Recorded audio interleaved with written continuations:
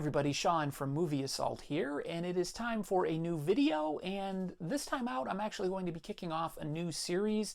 It's going to be a 4-episode long series called Shark Flicks, and what I'm going to do is just basically take a very quick look at some shark films over the years. It's going to be in 4 parts. The first part will deal with the Jaws films, and Jaws and the sequels. The second part will talk about the Jaws ripoffs and knockoffs that came immediately following Jaws and the Jaws sequels. The third part will talk about sort of the new wave of shark films that came out in the late 90s and early 2000s. And then the last one will be what I call the ridiculous, the recent, and the ugly, which will deal not only with new theatrical films that have been released like The Meg and The Shallows, The Reef, Great White, and 47 Meters Down and 47 Meters Down Uncaged, but also the numerous, countless bad CGI films from Sci-Fi, from the Asylum, and other studios that have been meaning to capitalize off of the success of Sharknado, which I will also talk about. So I'm going to talk about the Jaws films today first, and I'll just briefly touch on each one, what makes them successful or not so successful. And of course, you got to start with Jaws.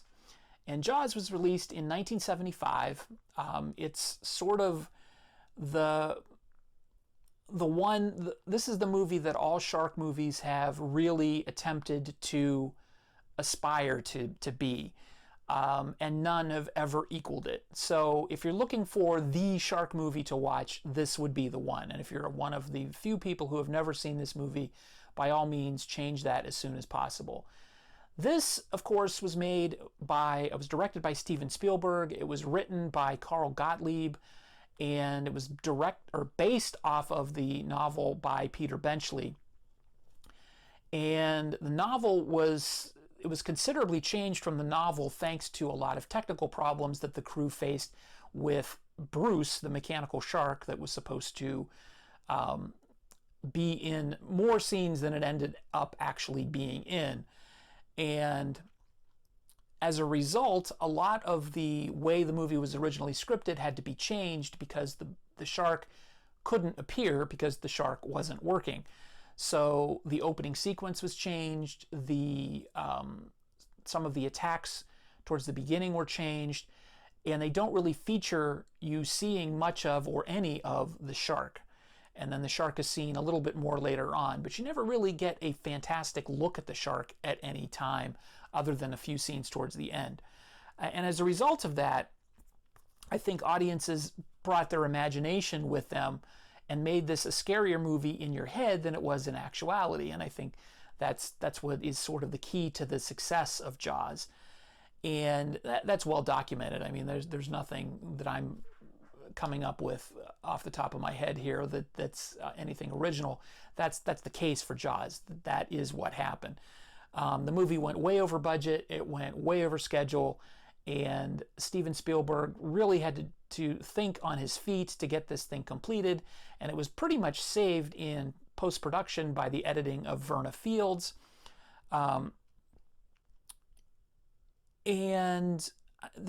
This really was a perfect storm of writing, the cast, which is fantastic. Roy Scheider, Robert Shaw, Richard Dreyfuss, Lorraine Gary, Murray Hamilton, all are just absolutely phenomenal in this movie. And the special effects, when they worked, were pretty awesome. So you had great special effects, great writing, great cast, sort of a happy accident as far as the shark not working and turning this into an all-time classic.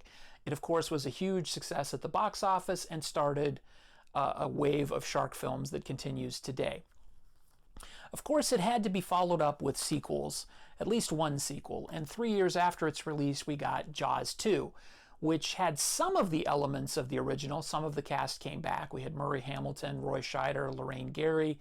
Carl Gottlieb came back to do the script along with Howard Sackler, and Sackler actually acted as a consultant on the first rewrite of the Benchley novel, or the Benchley script. Peter Benchley actually attempted to write a script for the original Jaws, and it wasn't used. The music is still by John Williams, but the directing was done by Jeannot Szwarc, I believe is how you pronounce his name. And this sort of, Jaws may be the movie that everybody aspires to, or the filmmakers aspire to make when they make a shark film. But Jaws 2 sort of set the template that most filmmakers use when they make a shark film. The shark is seen early and often.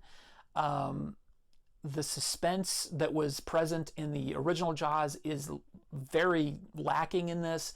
A lot of the scenes try to one-up the scenes in Jaws, so they're a little more outlandish.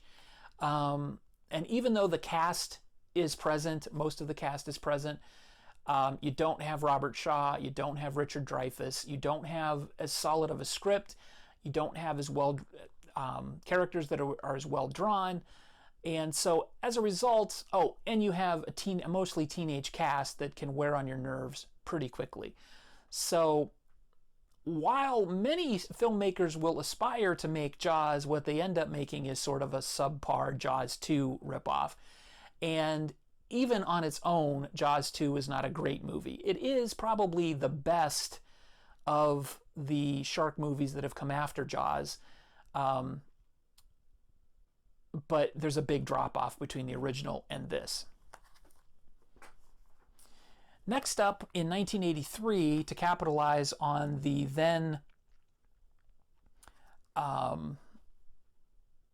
popular, it became popular again recently, but it was popular for a while in the early 80s, the 3D film came back to theaters, and Jaws 3, which was known as Jaws 3D in theaters, came out, and it immediately was meant to capitalize on 3D. Of course, it had the Jaws name attached to it, but where were you going to go with the story of Jaws or Jaws 2?